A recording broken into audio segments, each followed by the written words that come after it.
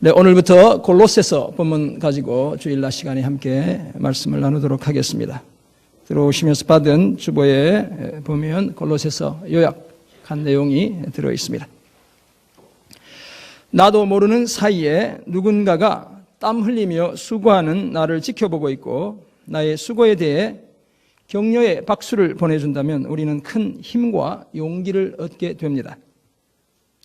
몇 년 전 한 익명의 시민이 보내온 한 통의 감사 편지와 8켤레의 양말 선물이 신문지상에 소개된 바 있습니다. 사연에 따르면 그해 3월 31일 자신의 주소를 적지 않은 서울의 이문동에 사는 한 주민이 동대문구의 한 청소 대행업체 앞으로 소포 한 개를 보냈습니다. 내용물을 확인해 보니 한 통의 편지와 등산용 양말 8켤레가 그 속에 들어있었습니다. 편지의 내용은 새로 시행된 쓰레기 수거 체계로 인해 환경미화원들이 야간과 새벽에 작업해야 하는 등 근무 여건이 더 열악해졌음에도 불구하고 쓰레기가 많던 동네가 너무 깨끗해져 정말 감사하다는 것이었습니다. 이 같은 감사 편지와 선물을 받은 대형업체 사장님은 이번 일로 우리를 늘 지켜보는 사랑의 눈길이 있음을 알게 됐다며 감사의 뜻이 퇴색되지 않도록 더욱 깨끗하고 쾌적한 환경의 지킴이가 되겠다고 다짐했습니다. 그리고 회사 차원에서 부족한 양말을 추가 구매해서 전 직원에게 선물로 돌렸다고 합니다. 이처럼 따뜻한 편지나 이메일, 진심이 담긴 문자 한 통, 이 삶의 현장에서 신앙의 현장에서 고군분투하는 많은 사람들에게 살아갈 용기와 그 의미를 갖게 해줍니다. 반면 세심한 배려 없이 보내는 우리의 편지나 우리의 이메일, 우리의 문자나 전화 한 통이 상대방의 마음을 아프게 할 때도 있습니다. 절제되지 않은 톤으로 써내려간 글이 상대방의 영혼에까지 깊은 상처를 남기곤 하는 것입니다. 그렇다면 우리는 과연 어떤 인생의 편지를 써내려가야 할까요? 오늘 우리가 묵상하게 될 골로새서 1장 1절에서 8절은 믿음의 형제 자매들에게 쓰는 우리의 편지에 서로를 향한 따뜻한 인사와 하나님을 향한 진정한 감사가 담겨 있어야 한다고 말씀합니다. 은혜와 평강으로 전하는 인사와 믿음과 사랑 그리고 소망 때문에 올려드리는 감사가 그 편지 속에 담겨 있어야 한다고 말씀하고 있습니다. 이와 같은 사실을 말씀하는 오늘 본문 골로새서 1장 1절에서 8절을 통해 우리는 다음과 같은 몇 가지 사실을 발견합니다. 먼저 은혜와 평강이 성도들 서로 간의 인사가 되어야 한다는 것입니다.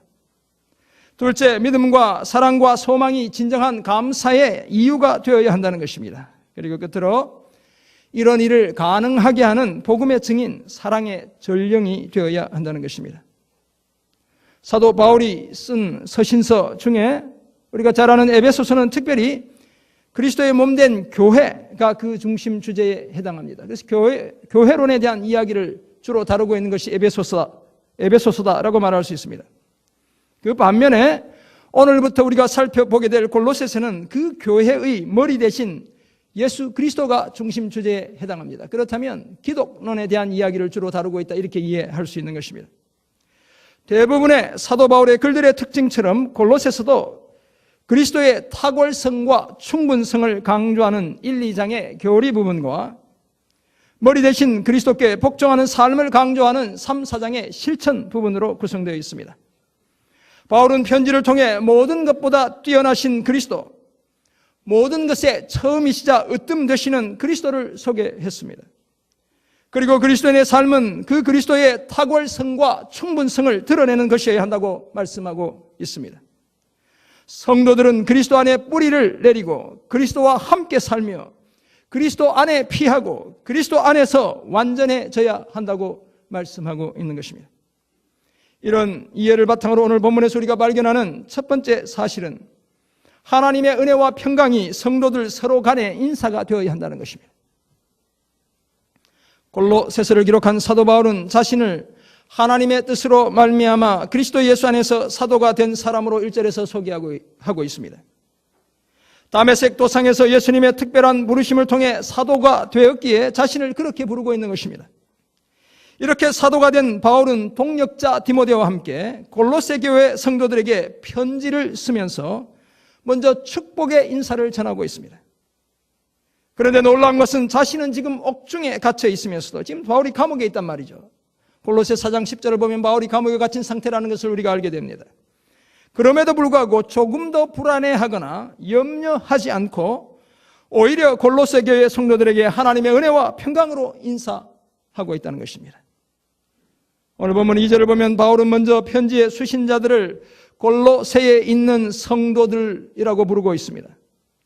왜냐하면 그들은 지리적으로 BC 5세기 무렵부터 지금의 터키 소아시아 지역의 동서간은 물론 남북 간 도로의 교차 지점에 있으면서 BC 1세기에 라오디게아에 의해 주도권을 빼앗기기까지 무역으로 번창했던 골로새 지역에 살고 있던 성도들이었기 때문입니다.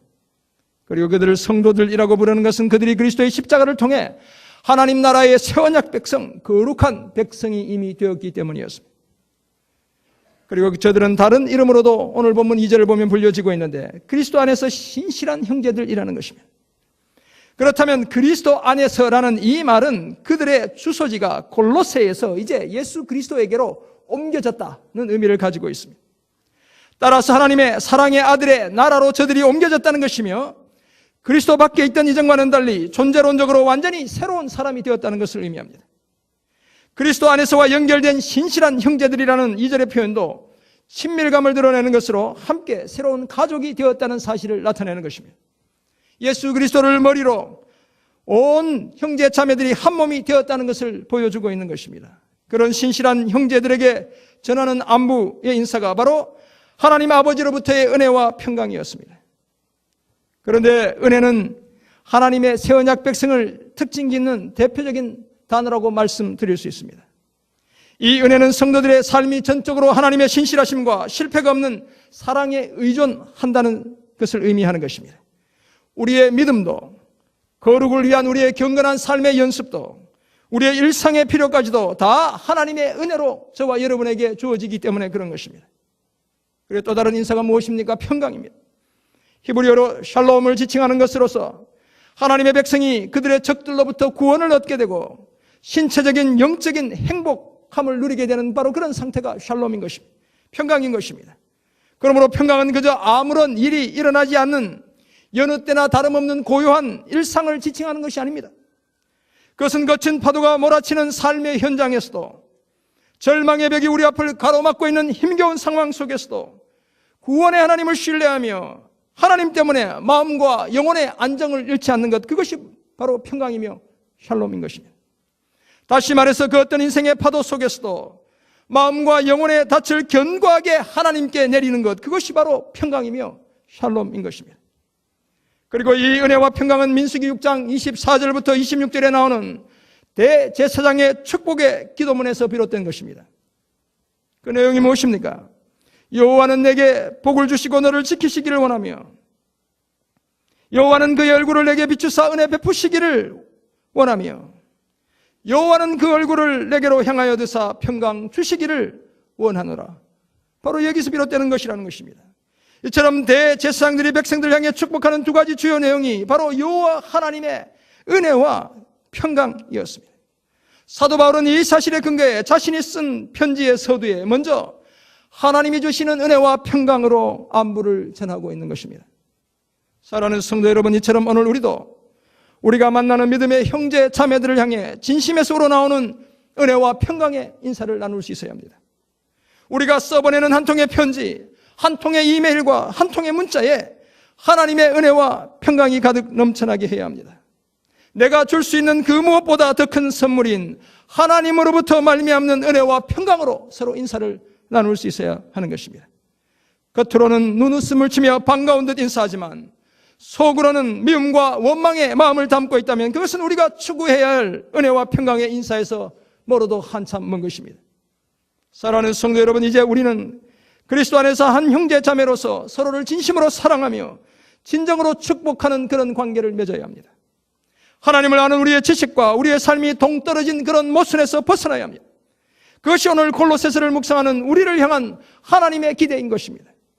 서로를 향해 하나님의 은혜와 평강으로 인사하는 우리 공동체에 믿음과 사랑과 소망으로 말미암는 진정한 감사가 넘쳐나게 될 것입니다.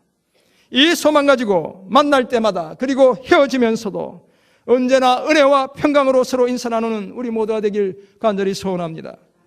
오늘 본문에서 발견하는 두 번째 사실은 성도들의 믿음과 사랑, 소망이 하나님을 향한 진정한 감사의 이유가 되어야 한다는 것입니다. 사도 바울은 본문 3절에서 골로새 교회 성도들을 위해 기도할 때마다 항상 하나님 곧 주 예수 그리스도의 아버지께 감사드린다라고 말하고 있습니다. 그렇다면 바울은 예수님과 예수 그리스도와 하나님과의 관계를 어떤 관계로 묘사하고 있는 것입니까? 아버지와 아들의 관계로 묘사하고 있는 것입니다. 예수님을 향해 주는 그리스도시요 살아계신 하나님의 아들이시니이다 라는 베드로의 그 신앙 고백이 이제는 너무나 자연스러운 성도들의 신앙 고백이 되고 있는 것입니다. 사도 바울이 저들을 위해 기도할 때마다 하나님께 항상 감사할 수밖에 없었던 이유가 4절부터 6절 사이에 기록되어 있습니다. 4절을 보면 골로새 교회 성도들의 예수님에 대한 믿음과 모든 성도들에게 베풀었던 사랑에 대해 이미 들어 잘 알고 있었기 때문이었습니다. 더구나 5절 보면 그 믿음과 사랑은 저들을 위해 하늘에 쌓아둔 소망에서 비롯되는 것이었기 때문이었습니다. 이 믿음과 사랑, 소망은 전에 진리의 말씀 곧 복음을 들을 때에 이미 저들이 다 들었던 바로 그것이었습니다. 이미 들었던 그것을 저들의 삶으로 실천해 내고 있기 때문에 기도할 때마다 항상 하나님께 감사한다고 말했던 것입니다. 여기서 소망은 우리가 바라는 것이 이루어지길 기대하는 그런 주관적인 기대를 지칭하는 것이 아닙니다.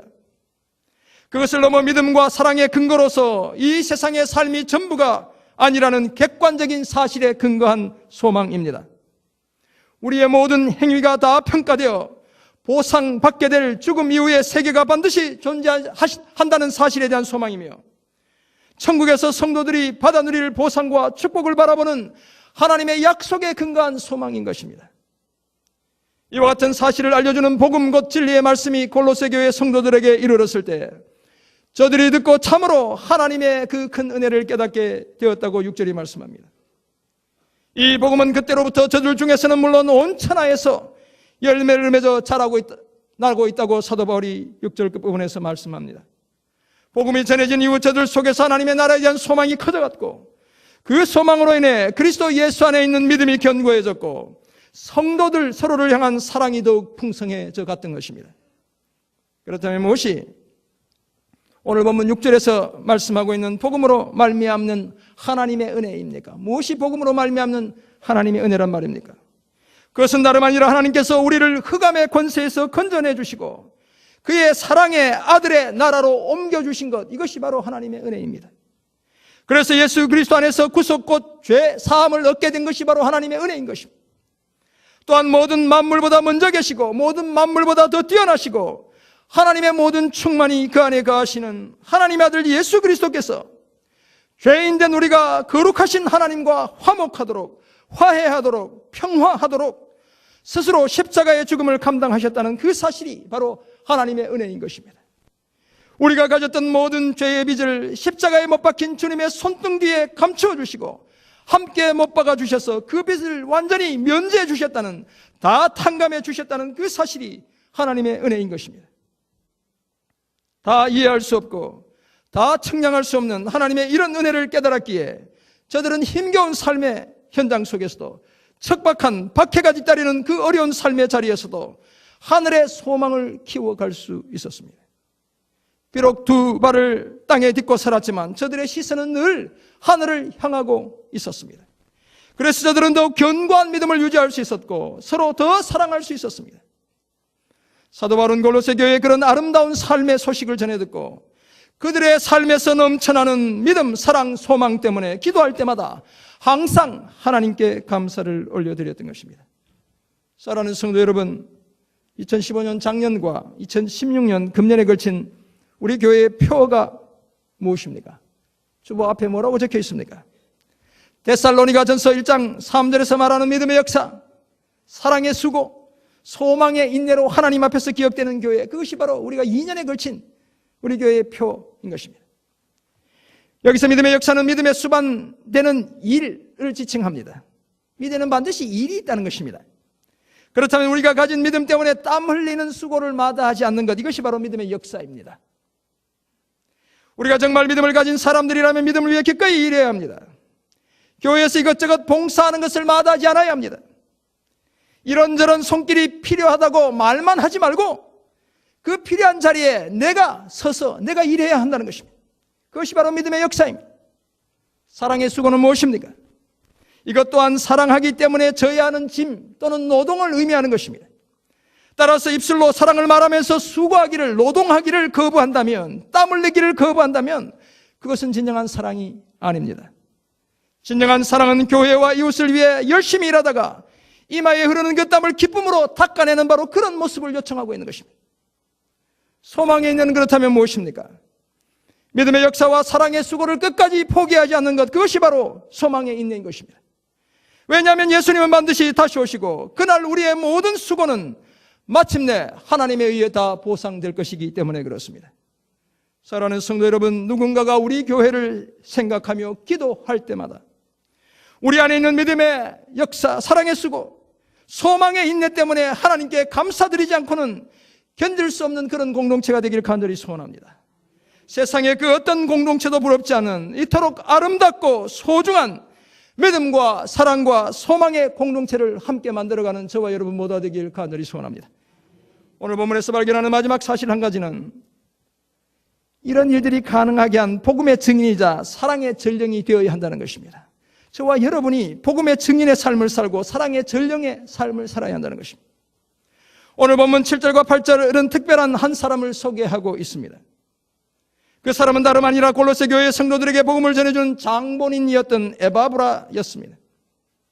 골로새 교회 성도들이 복음을 듣게 된 데는 그 지역 출신으로 바울의 전도를 통해 예수를 믿게 된 에바브라라는 신실한 한 사람이 있었기 때문에 가능했습니다. 이 에바브라는 비슷한 시기에 같은 장소에서 기록되었다고 추정되는 골로새서와 빌레몬서에 각각 그 이름이 등장합니다.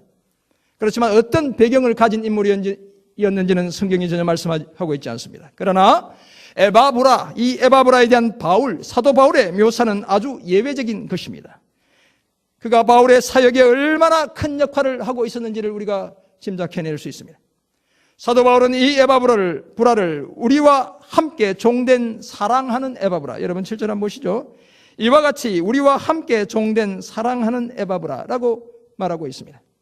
뿐만 아니라 계속해서 너희를 위한 그리스도의 신실한 일꾼이라고도 말합니다. 얼마나 아름다운 별명들이 붙여지고 있습니까?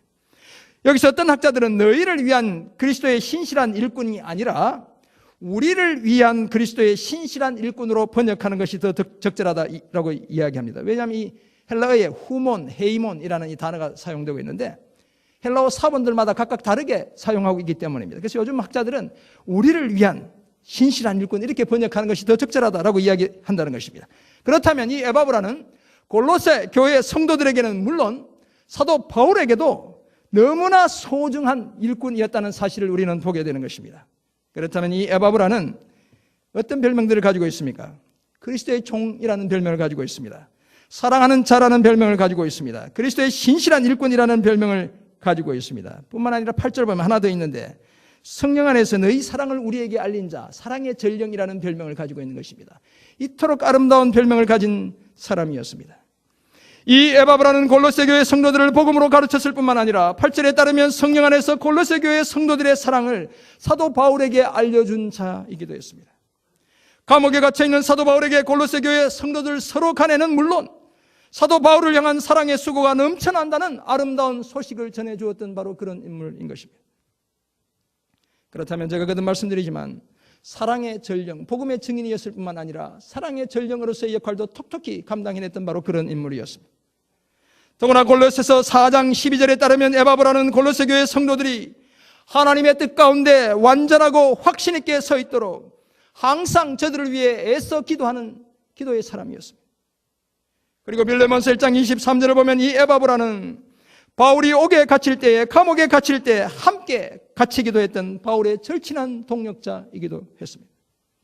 이처럼 골로새 교회가 세워지고 성도들이 믿음과 사랑과 소망 안에서 성장해 갈 수 있었던 이유가 바로 에바브라와 같은 은혜의 복음을 전하는 사람이 있었기 때문이었습니다.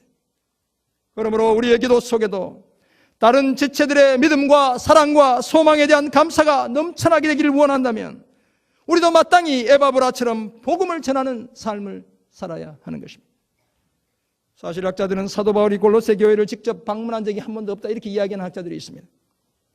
아마도 3차 전도 여행 중 에베소에 있을 때 에바브라가 바울을 통해 복음을 전해 들었다 이렇게 생각합니다.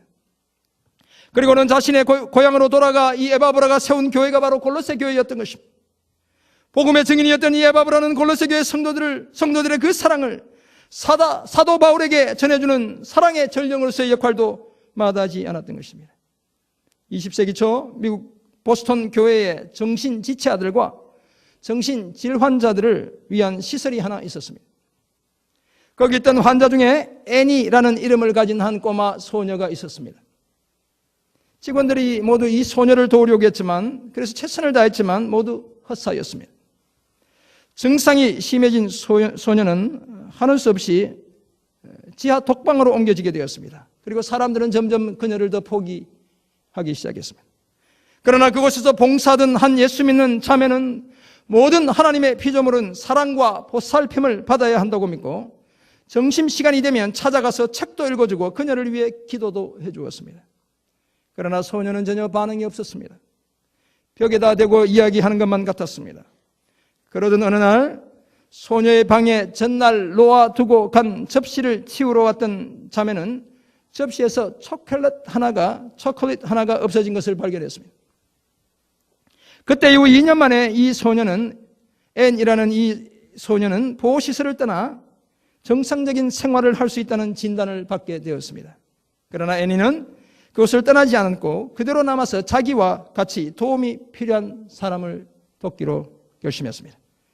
그때로부터 약 50년 뒤에 영국의 엘리자베스 여왕이 미국의 가장 훌륭한 여성에게 훈장을 수여하게 되었는데 그 대상이 우리가 잘 아는 헬렌 켈러였습니다. 헬렌 켈러에게 맹인과 농아라는 두 가지 장애를 극복할 수 있었던 비결이 무엇이냐라고 물었을 때 헬렌 켈러의 스승이 누굽니까? 설리반이죠. 만약 설리반이 없었다면 나는 여기에 결코 있을 수 없었을 것입니다 라고 대답했다는 것입니다. 이 복합적인 장애를 안고 있던 헬렌 켈러를 끈기 있게 사랑하고 돌봐주었던 그 사람이, 그 스승이 바로 그 옛날의 꼬마 소녀 애니였던 것입니다. 설리반이었던 것입니다. 사랑하는 성도 여러분, 우리도 에바브라와 같은 보스턴 교회의 한 보호시설에 있던 이름 모를 그 신앙이 좋은 자매와 같은, 그리고 헬렌 켈러를 있게 한 애니 곧 설리반과 같은 사랑의 전령이 되어야 합니다. 복음과 함께 사랑을 전해주어야 하고 우리가 받은 사랑을 다른 누군가에게 나누어 주며 살아가야 합니다. 그래야 우리가 써가는 우리 인생의 편지, 우리 각자의 삶의 편지에 하나님의 은혜와 평강이 넘쳐나게 할 수 있습니다. 우리가 이루어가는 믿음과 사랑과 소망의 풍성한 역사를 통해 하나님께 항상 감사를 올려드릴 수 있습니다. 이런 복된 삶을 연습하는 저와 여러분 모두가 되길 간절히 소원합니다. 그렇다면 이상 같은 사실을 깨달은 우리의 삶의 모습은 과연 어떠해야 하는 것일까요? 먼저 우리도 하나님의 은혜와 평강으로 안부를 전하며 살아야 합니다. 지난 1월 중순부터 남자 집사님 4분, 여자 집사님 5분, 권사님 1분 이렇게 해서 10분인데 각각 화요일, 목요일 저녁 7시 30분부터 남녀 제자 훈련을 저와 함께 진행하고 있습니다. 제가 공고도 해드렸지만 읽기 숙제가 너무 많아서 책을 사야 되는 게 많고 읽어야 되는 게 많고 그래서 겁먹고 지원하지 않는 분들이 많이 계세요. 예배나 기도를 너무 엄격하게 점검할 것 같아 지레 겁을 먹고 포기하신 분들도 계세요. 나이가 60세로 잘랐더니 나이 하고는 싶은데 연세가 너무 많아서 못하신 분들도 계신 것 같아요. 그런데 사실 하시는 분들에게 들어보시면 아시겠지만 그렇게 힘든 과정이 결코 아닙니다. 아무튼 그 제자반에 여러 가지 숙제가 있는데 그 숙제 중에 하나가 열심히 서로 교제하는 것입니다. 펠로십을 나누는 것입니다. 여자 제자반 카톡에는 저를 초청하지 않아서 제가 잘 모릅니다. 사실 정확히는 모르지만 남자 제자반 카톡에는 제가 포함되어 있어서 매일 아침이면 은혜로운 말씀과 묵상이 서로에게 전해지고 있습니다. 한 집사님은 일본에 여행 가셨는데도 열심히 그 문자를 날려주시곤 했습니다. 날마다 하나님의 은혜와 평강으로 서로 안부를 전하며 교제하는 것입니다. 왜냐하면 그런 모습이 제자들의 바람직한 삶의 모습이기 때문에 그런 것입니다. 오늘 나의 견고한 믿음을 보여주어야 할 지체들이 혹시 여러분 곁에 있지 않습니까? 내 믿음을 한번 보여주어야 할 그런 지체들이 여러분 곁에 있지 않습니까? 따뜻한 사랑의 마음을 전해야 할 가족들이, 지체들이, 이웃이 여러분 곁에 있지 않습니까? 이메일이든 문자든 카톡이든 전화든 이번 한 주 하나님의 은혜와 평강이 필요한 지체들에게 하나님의 이름으로 안부를 전하는 저와 여러분 모두가 되길 간절히 소원합니다. 두 번째 적용점, 삶을 통해 믿음과 사랑의 소문을 내야 합니다. 말로 말고 삶을 통해 내야 한다는 것입니다. 오늘 주보 광고란을 보시면 오늘 오후 1시부터 교회 뒤쪽 주차장 쪽에 있는 사택 1층에서 사랑을 이어주는 카페 브리지는 다리라는 뜻이거든요. 사랑을 이어주는 카페 다리, 이 카페가 오픈됩니다. 약 한 달간에 걸친 내부 공사와 많은 분들의 아름다운 손길을 통해 카타콤 같다, 나사로의 무덤 같다 이렇게 칭해졌던 그 1층이 천지개벽, 황골 탈퇴, 아무튼 상전벽해, 완전히 새로워졌고 너무나 아늑한 공간으로 탈바꿈했습니다. 공사하실 때 한두 번 가보신 분들 오늘 가보시면 그때 생각하시면 안 됩니다. 완전히 달라졌어요. 에스프레소, 아메리카노를 만들어낼 커피 머신도 준비되어 있습니다. 카페 라떼도 다 돼요. 우유까지 다 사놨어요. 그런데 이제 이 공간을 섬길 아름답고 따뜻한 손길이 필요합니다. 특별히 환한 웃음으로 성도님들을 맞이하고 기쁨으로 커피 한 잔을 만들어 줄 수 있는 그런 분들이 필요합니다. 바리스타면 더 좋고 아니어도 전혀 상관없습니다. 금방 배울 수 있어요. 물론 월급, 보수는 전혀 없습니다. 그럼에도 불구하고 전체를 책임지고 관리해 주실 한 분이 필요하고 파트타임으로 섬겨주실 많은 자원봉사자들이 필요합니다. 아무도 평일에는 찾는 사람이 많지 않을 수 있습니다. 주말과 주일에는 다소 분주할 것입니다. 따뜻한 믿음의 역사, 즐거운 사랑의 수고를 기꺼이 감당하실 분들은 뒤에 비치된 자원봉사 지원서, 이 지원서를 이용해 반드시 신청해 주시기 바랍니다. 아름다운 자원봉사를 통해 여러분의 믿음과 사랑을 확인할 기회를 제가 드리는 것입니다. 여러분이 정말 믿음을 가졌고 사랑을 가졌는지 스스로 확인할 기회를 교회가 제공해 드리는 것입니다. 이 일에 적극적으로 나서서 여러분 스스로의 믿음과 사랑을 구체적으로 드러내 보이는 우리 모두가 되길 간절히 소원합니다. 오스트리아 출신의 시인이자 작가인 라이너 마리아 릴케라는 이름 한두 번쯤 우리 젊은 친구들 다 들어보았을 것입니다. 이 릴케가 고뇌하던 청년 프란츠 카푸스에게 보낸 10통의 편지를 묶어 출간한 책이 젊은 시인에게 보내는 편지라는 책입니다. 아마 문학을 좋아하는, 안 좋아하더라도 억지로 이렇게 읽어보신 분들도 들어있을 겁니다. 그 책 속에 이런 내용이 담겨 있습니다. 창조하는 자에게는 가난이 없으며 그냥 지나쳐버려도 하찮을 장소란 없습니다. 설령 당신이 감옥에 갇혀서 바깥 세상의 소리조차 전해지지 않는 경우라도 당신에게는 여전히 어린 시절의 그 귀중하고도 풍요한 보물 창고가 있지 않습니까? 이 방황하는 젊은이에게 쓴 편지의 내용인 것입니다. 방황하는 젊은이 카푸스가 그저 지난 날의 그 아름다운 추억만으로도 그저 방황만 하지 말고 그 추억만으로도 만족하며 자기만의 안정된 세계를 구축해 갈 것을 염원하는 릴케의 마음이 그 속에 담겨 있습니다. 릴케는 편지를 통해 삶과 예술, 고독, 사랑, 존재 등의 문제로 고뇌하던 젊은 청년 시인 프란츠 카푸스를 때로는 따뜻하게 위로하고 때로는 준엄하게 조언을 하기도 했던 것입니다. 사랑하는 성도 여러분, 오늘부터 묵상하는 골로새서도 믿음의 선배 바울이 믿음의 후배들인 골로새 교회의 성도들에게 써보낸 편지인 것입니다. 오늘 다 책으로 되어 있으니까 책처럼 보이지만 그때는 편지였다는 것입니다. 그 속에서 하나님의 은혜와 평강으로 인사했고 저들 안에 넘쳐나는 믿음과 사랑과 소망 때문에 기도할 때마다 항상 하나님께 감사를 드렸습니다. 이런 인사와 감사가 가능하도록 다리의 역할을 했던 인물이 바로 복음의 증인이자 사랑의 전령이었던 에바브라였습니다. 그렇다면 오늘 예수를 믿는 우리가 써내려가는 우리 인생의 편지, 우리 삶의 편지에도 동일한 내용이 포함되어야 합니다. 우리의 지체들을 향해 하나님으로부터 말미암는 은혜와 평강으로 안부를 전해야 합니다.